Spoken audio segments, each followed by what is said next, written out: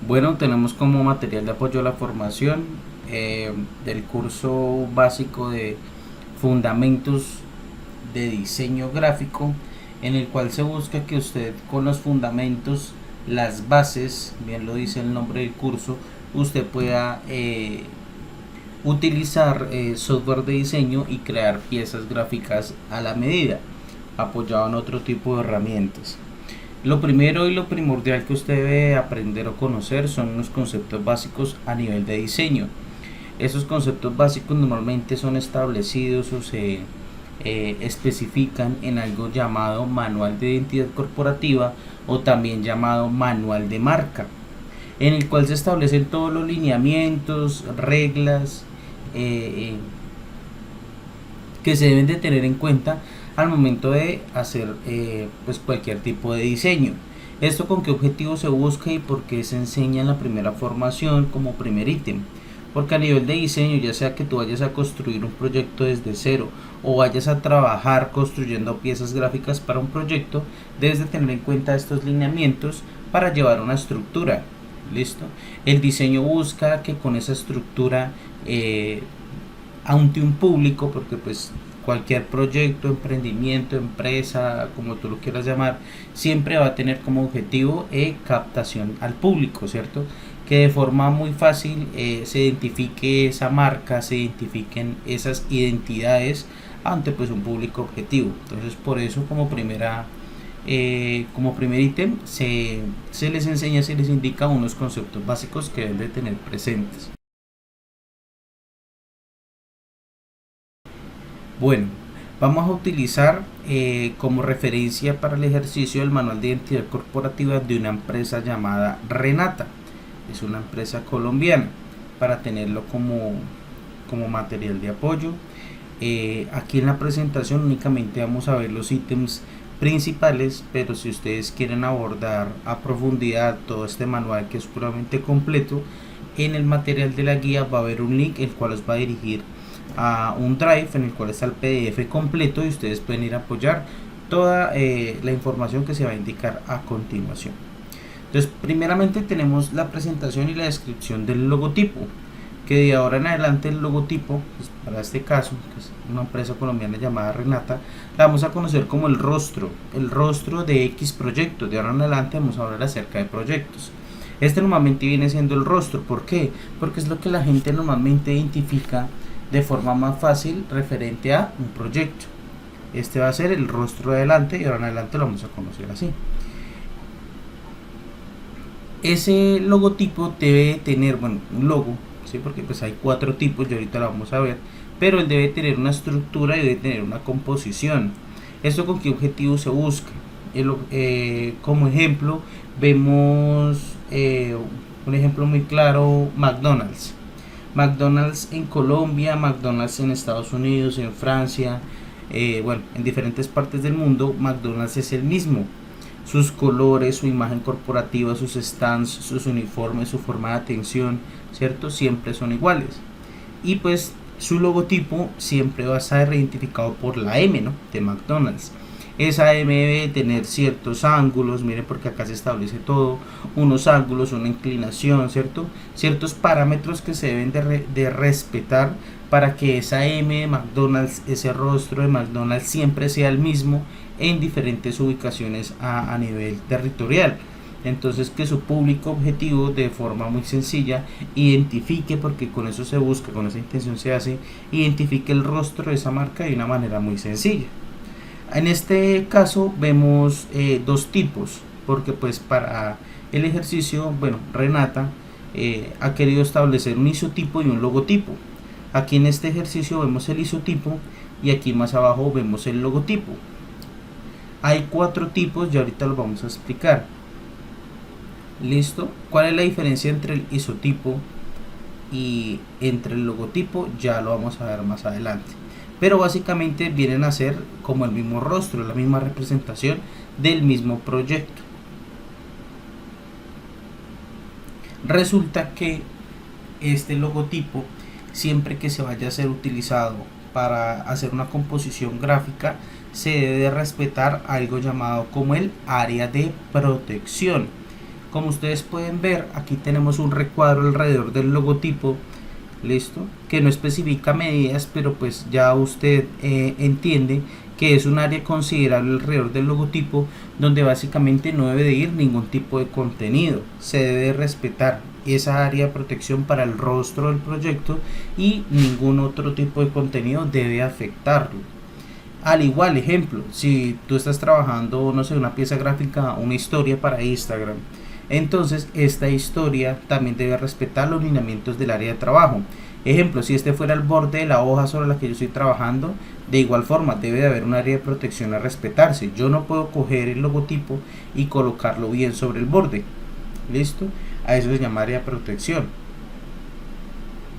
Y de igual manera tenemos que, pues ejemplo, aquí en la parte de abajo este espacio se debe respetar, debe ser considerable, pues ahí vemos más o menos cuáles proporciones son. Y ejemplo, si acá abajo hubiese más contenido, un producto, una imagen, un texto, yo debo respetar este lineamiento. No hay como tal un área establecida en cuanto a medidas exactas, ¿sí? No sé, en milímetros, en pulgadas, en centímetros, porque eso va a depender de acuerdo a la pieza gráfica que usted vaya a crear, porque hay diferentes tamaños, eso ya lo vamos a ver más adelante cuando veamos los softwares que vamos a trabajar dentro de la formación, el cual es CorelDRAW y Photoshop. ¿Listo? Entonces este es el área de protección y también lo vemos aquí, tanto en su isotipo como en su logotipo.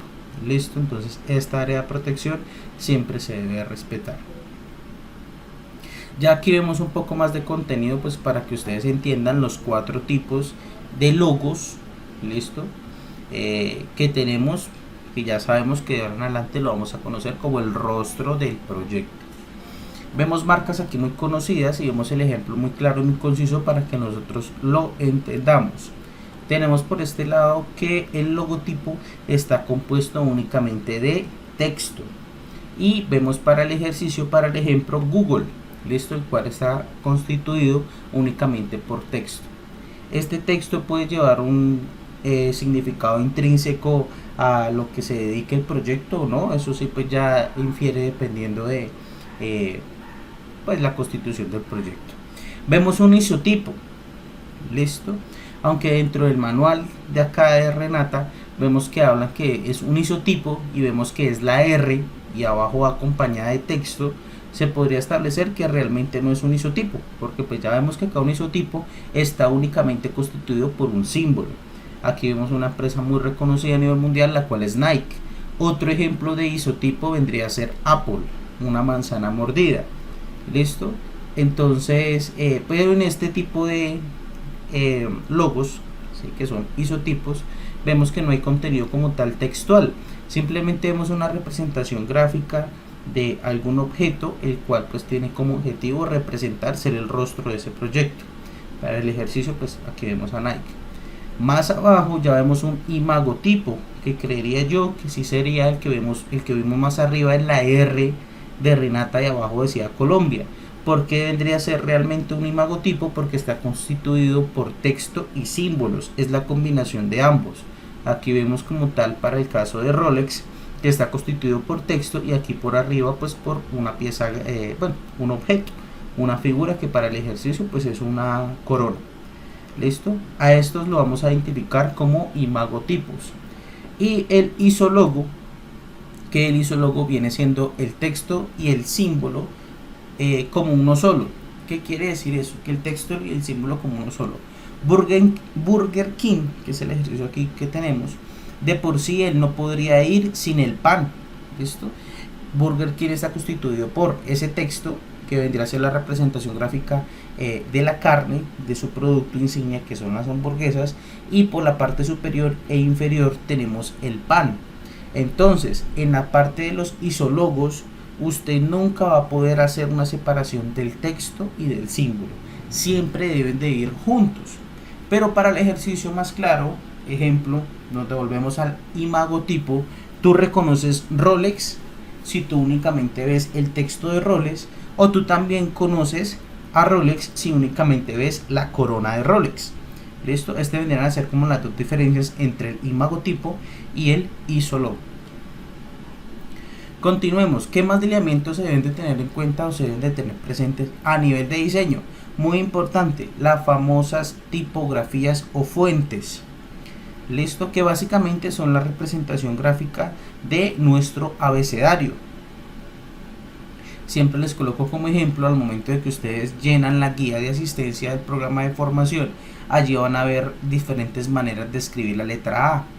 Que porque aunque sean diferentes maneras de escribir la A textualmente, tienen como si un significado igual, ¿sí? Un intrínseco que pues no va a cambiar.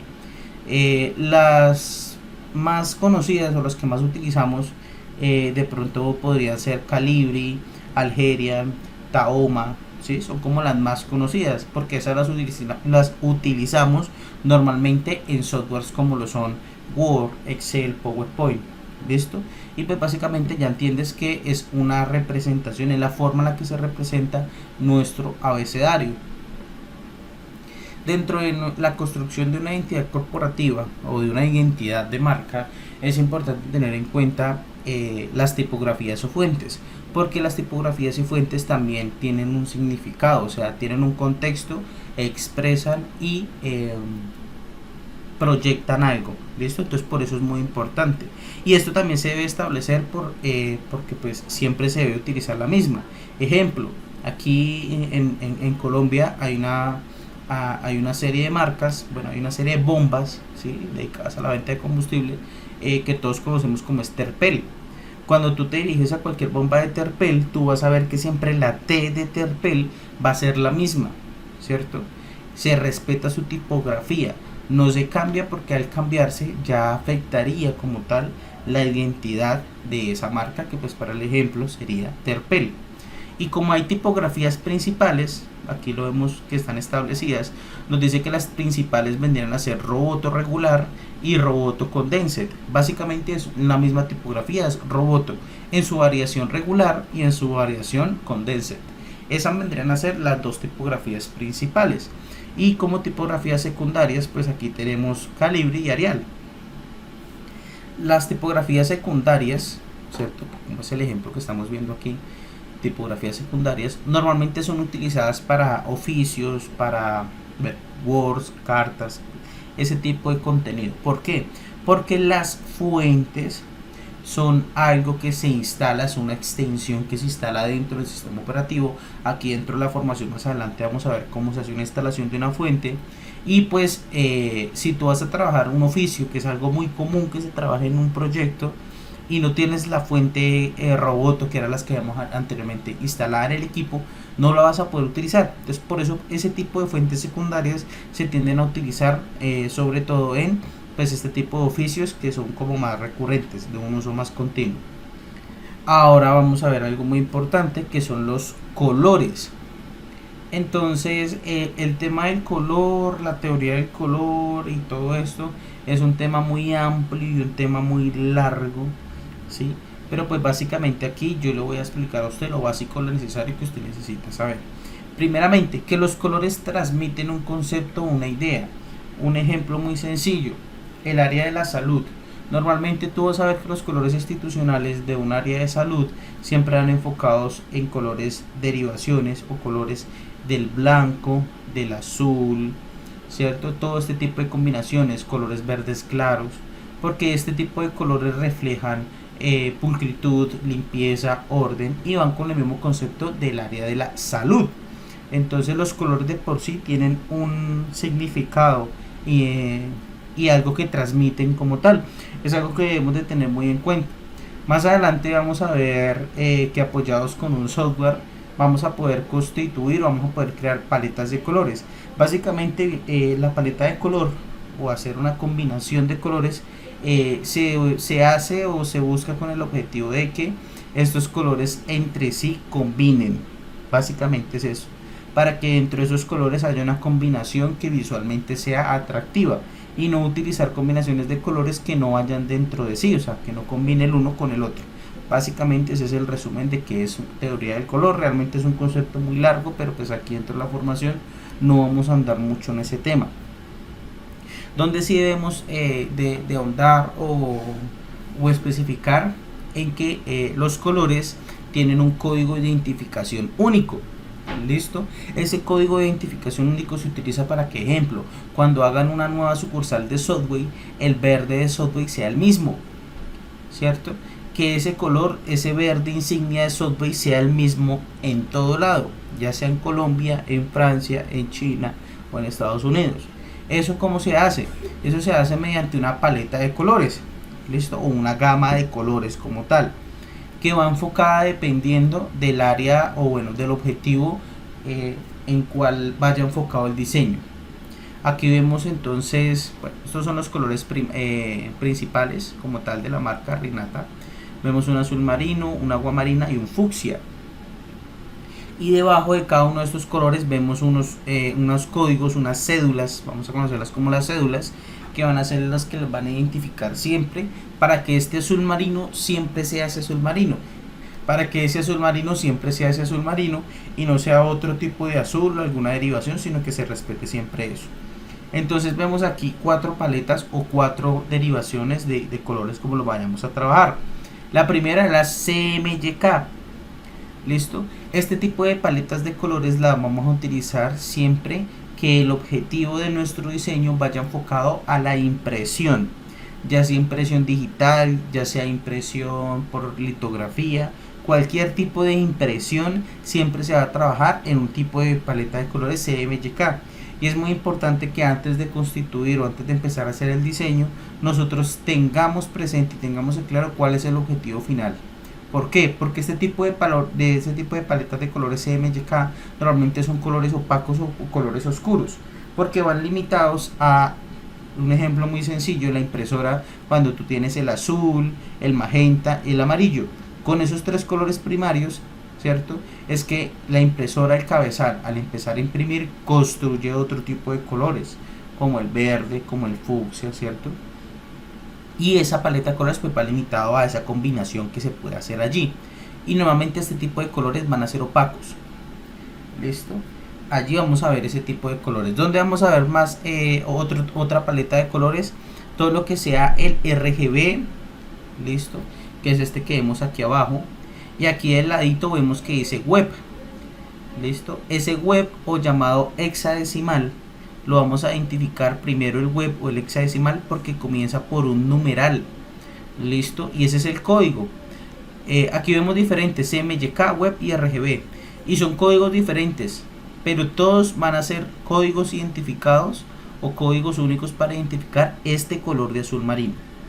Entonces el color web, este que comienza por un numeral y tiene una combinación de letras y números, normalmente lo utilizamos los programadores, los desarrolladores web para trabajar en todo este tema pues de construcción de sitios web, por eso normalmente es conocido como web. Y el RGB es la paleta de colores que tú siempre vas a ver, la constitución de colores que siempre vas a ver en todo dispositivo inteligente que tenga una pantalla o una proyección, ya sea un video beam, sea la pantalla de un celular, sea una pantalla de un televisor, sea la pantalla de un portátil. Siempre vamos a trabajar en paletas de colores RGB. Un ejemplo muy sencillo: si tú vas a hacer una historia para Instagram, ¿dónde se va a ver ese contenido? En un celular. Entonces, ¿en qué paleta de colores vas a trabajar? En RGB. ¿Listo? Y el último, que es el Pantone, ese sí pues tú, bueno, aquí dentro de la formación no lo vamos a ver mucho, pero pues donde lo ha utilizado el instructor o donde lo ha visto, ha tenido que pues, trabajar con ese color para hacer construcción de cajas, ¿listo? Cajas de productos. Normalmente vemos que las cajas vienen marcadas con las marcas y que esos colores de esas marcas, que normalmente son azules, opacos y demás, ese tipo de paleta de colores se conoce como el Pantone. Allí es donde yo lo he utilizado. Pero aquí dentro de la formación necesito que usted le quede muy bien claro que el CMYK es para todo lo que sea impresión, listo, así sea litografía, impresión digital, sea la que sea. Y el RGB, listo, es para todo lo que tenga una representación, tenga una proyección gráfica en alguna pantalla o tecnología, video beams, computadores, celulares, tabletas, televisores, etc. Al igual que tenemos fuentes primarias y fuentes secundarias, también tenemos colores primarios y tenemos colores secundarios, que básicamente esos colores secundarios normalmente vienen constituidos por una variación, ¿sí? Por la paleta de colores que está constituida dentro del inicio. O sea, aquí vemos el azul, ¿cierto? Y va a su derivación, su paleta, hasta llegar a la escala del blanco. Normalmente esos son los colores secundarios. Como recomendación del instructor, siempre que usted vaya a hacer un diseño, una constitución de algo, o ya sea un logotipo, un rostro de una marca, utilice 2 fuentes y 2 colores, máximo 3 fuentes y 3 colores. Normalmente una paleta de colores, más adelante vamos a ver que está constituida por 5 a 6 colores, pero normalmente los que usted siempre va a tender a utilizar van a ser 3, ¿cierto? Máximo 2 o 3, que van a ser los que van a mandar como tal, o los que van a ser los más objetivos y le van a dar el lineamiento a todo el diseño. Entonces 2 colores, máximo 3, 2 fuentes, máximo 3. Aquí tenemos entonces todo el concepto de colores secundarios. Ahora, el positivo y el negativo. Aquí en el ámbito del diseño, grandes empresas como lo son Apple, Coca-Cola, etcétera, etcétera, algunos siempre hemos visto el logo de Coca-Cola en negro. Hemos visto el logo de Apple en negro, en blanco, ¿cierto? Aunque no sean sus colores institucionales principales. El positivo y el negativo básicamente es jugar con esa combinación de negro y blanco, que siempre va a ser aceptable en el ámbito del diseño. Tú siempre lo vas a poder utilizar dependiendo del diseño con el que tú vayas a trabajar. Aquí lo vemos en negro, aquí lo vemos en blanco, y en un ejemplo muy representativo es aquí. Vemos Renata, ¿cierto? Este es Renata normal, pero Renata está constituida por un color azul Raven. ¿Qué sucede si, un ejemplo, yo quisiese hacer unos uniformes donde el cami uso fuese de color? Si vemos aquí, ese fondo puede ser el cami uso, pues yo no podría colocar el mismo logotipo con ese azul, porque pues se perdería, ya no haría un contraste objetivo o importante para que se viera la composición de una forma organizada. Lo mismo aquí lo vemos abajo, pero viceversa. Entonces aquí utilizamos las derivaciones de colores sobre el azul de Colombia, y es lo mismo, pero en este caso sí utilizamos todo en blanco. Entonces este tipo de derivaciones siempre van a ser aceptables en el ámbito del diseño. Vas a poder jugar con el negro y con el blanco, ¿cierto? Sin ningún inconveniente, sin ningún problema, y con los mismos colores insignia o colores principales, aquí lo vemos los dos azules, sin ningún inconveniente, siempre y cuando pues se respete esto, ¿no? Que haya un contraste entre el uno y el otro. Y aquí nos vamos a poder apoyar entre el blanco y pues el negro, no hay inconveniente en cuanto a eso. Los usos incorrectos del logotipo. Entonces, como ya lo vimos, el logotipo siempre va a ser el rostro, la manera en la que fácilmente el público objetivo va a identificar una marca. Entonces ese rostro nunca se debe de modificar, nunca se le deben de hacer agregaciones, nunca se deben de hacer divisiones. Aquí el claro ejemplo lo vemos aquí. Vemos una unión entre el logotipo y el isotipo, ¿no? Entonces no va así, porque pues una representación es el isotipo y por aparte el logotipo. Entonces aquí los estás uniendo, ya estás afectando tu rostro, tu imagen corporativa. Agregarle ángulos de inclinación, hacer divisiones del logotipo, miren. Un ángulo, pues acá lo vemos sobre 90 grados. Cambiarle los colores corporativos, miren, y agregar otro tipo de contenido según las festividades, que ese error se comete mucho. La única empresa que a nivel mundial hace esto y lo hace con un concepto diferente es Google, ¿cierto? Donde ellos que buscan pues obtener público objetivo hacia su navegador web. Entonces cada vez que haya una fiesta representativa a nivel internacional, ellos cambian su composición con un tema muy interesante, en el cual cambian su logotipo de acuerdo a la festividad, y luego pues por último volvemos al logo inicial, ¿cierto? Entonces ellos son los únicos que han sabido utilizar ese concepto de una forma correcta, pero pues sabemos que es Google. Google es una empresa que lleva muchos años constituyéndose, es de las empresas de tecnología, si no es la empresa más grande. Entonces ellos ya tienen ese concepto arraigado en la mente de las personas. Pero si tú apenas estás construyendo tu identidad corporativa y empiezas a hacer este tipo de cambios, como en el ejemplo lo hace Google, pues difícilmente la gente va a poder reconocerte fácilmente. ¿Listo? Por eso no se debe hacer. Y pues lógicamente que si hay unos colores primarios y unos colores secundarios se deben de respetar, porque este verde en ningún momento lo vimos arriba dentro de nuestra paleta de colores. Agregar bisel, bordes o sombras, miren. Si nuestro logotipo siempre lleva bisel, bordes o sombras, siempre debe llevarse. Pero pues esto no es muy útil o muy aplicable en todos los ámbitos de diseño, porque pues no se va a ver gráficamente bien. Ejemplo, en un lapicero, en algo pequeño. Entonces normalmente esos biseles, sombras y bordes normalmente se trata de no utilizarlos. Otros ejemplos de los usos incorrectos del logotipo: agregarle ángulos, mire, vemos más, cambiar las proporciones, modificarlo, veamos. Básicamente eso no se debe hacer. El logotipo siempre debe respetar su composición. Las variaciones mínimas de tamaño. Aquí es algo muy importante que debemos de tener en cuenta. Aquí vemos unas unidades de medida en que, bueno, acá vemos Renata, nos dice que en una impresión a pantalla pues grande básicamente, inclusive aquí agregaron el eslogan, ¿sí? Como algo adicional, porque pues vemos en la pantalla, es opcional, se podría utilizar, pero que a medida que esa impresión va bajando, ¿sí? Ya no se puede utilizar todo eso. Un ejemplo claro, muy sencillo, es esto que vemos acá, que vemos que ya únicamente está la R de Renata. ¿Dónde podría ser aplicable ese concepto? En material POP, material publicitario, como un ejemplo, un lapicero o algo de dimensiones pequeñas, en el cual si tú utilizas el logo completo de Renata, pues Renata como tal no va a ser legible ni entendible, y Colombia mucho menos.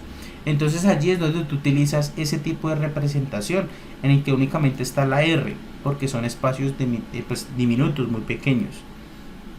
Algo que también debemos de tener presente siempre es que en el ámbito del diseño, cuando tú vayas a hacer una ampliación, vayas a maximizar una imagen, o bueno, vayas a cambiar las proporciones como tal de la imagen, tenemos una costumbre errónea que siempre hacemos y cometemos, y es hacer una redimensión errónea de la imagen. ¿Listo? Que básicamente es venir y hacer lo siguiente. Miren lo que yo estoy haciendo. Estamos haciendo una ruptura en las proporciones, ¿cierto?, de ese objeto. Sea un objeto, sea una imagen, sea una construcción gráfica, sea lo que sea, eso no se hace. ¿Por qué? Porque siempre yo debo de respetar las proporciones de ese objeto. Quiere decir que si yo voy a maximizar o minimizar una imagen, voy a utilizar siempre las esquinas para hacerlo. Miren, como el claro ejemplo que yo estoy haciendo acá, sobre las esquinas. Pero nunca debo de hacer esto. ¿Listo? Porque ya estoy afectando su composición y sus proporciones. Entonces eso nunca debo de hacerlo. Siempre debo de trabajarlo sobre las esquinas de una manera equilibrada. Ya más adelante en el software de diseño vamos a ver esto, cómo se puede trabajar y cómo se puede pues utilizar. Ya por último pues vemos lo que son las aplicaciones.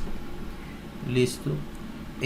Porque pues básicamente el manual o la entidad corporativa es la Biblia, son las reglas que deben de ceñir para todo en cuanto al concepto y construcción de la identidad de una empresa. Y como pueden ver aquí, nada se les escapa. Vemos unos ejemplos conocidos como mockups. ¿Qué buscan estos mockups? Buscan hacer una representación de cómo se vería la marca en diferentes lugares y ubicaciones. Un ejemplo, un pocillo, cómo sería una tarjeta de presentación. Aquí abajo vamos a ver más ejemplos. Cómo sería una carpeta, miren, de presentación.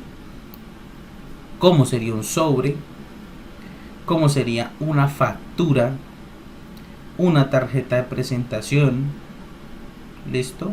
Una tarjeta pero pues digital de presentación. Una propuesta comercial. ¿Cómo sería el sitio web cuando aún no está constituido o no se ha establecido? Pues aquí lo vemos. ¿Cómo sería un pendón? Miren, de esos pendones que separan solos de 2 metros. Todo este tipo de conceptos se llaman mockups y lo vamos a aprender a trabajar aquí dentro del curso. Bueno, lo corregimos acá porque no sé por qué estaba con él. Objetos promocionales. Esto es lo que se conoce como material POP. Listo. ¿Cómo se vería entonces la marca en gorras, en vasos, en mugs, lapiceros? Listo. Un carnet, los uniformes y hasta las oficinas. Si ven, como ustedes pueden ver, nada se les escapa. Dentro del material de la entidad corporativa, que es la Biblia, son las reglas de todo, está establecido toda la composición y toda la representación gráfica de la empresa o del proyecto. Entonces estos lineamientos debemos de tenerlos en cuenta. Básicamente me interesa que usted tenga en cuenta el tipo de las paletas de colores, que son las fuentes, listo, positivo y negativo, respetar las proporciones a nivel de las imágenes, y son como los conceptos básicos que usted debe tener presente para ahora sí, continuando con la formación, empezar a utilizar un software a nivel de diseño.